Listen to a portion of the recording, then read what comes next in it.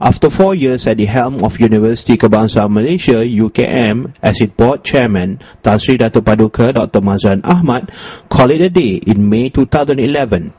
A dinner was held at the Equatorial Hotel in Bangi on Friday, 29 July 2011, to bid him farewell, which was attended by UKM board members, senior officials, head of faculties, institute and service centres. It was during his leadership that UKM was elevated to research university status, embarked on journey to autonomy and gain academic excellence. Succeeding Tan Sri Mazlan is Tan Sri Dr. Zulkifli A. Hassan, former Secretary General of the Ministry of Higher Education. Tan Sri Mazlan in his speech said that he is confident that his successor will take UKM to a greater heights and realize the plans that are already in place for UKM.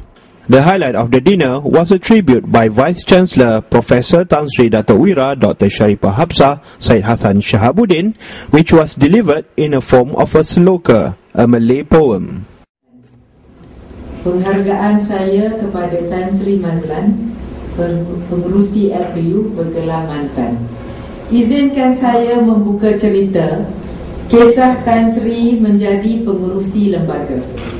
Sungguh pun beliau sudah bersara, pulang semula ke UKM memberi jasa.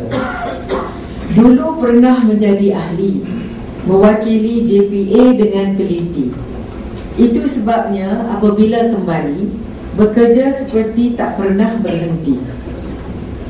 4 tahun Tan Sri berkhidmat sejak 16 Mei 2007 tarikh kerana.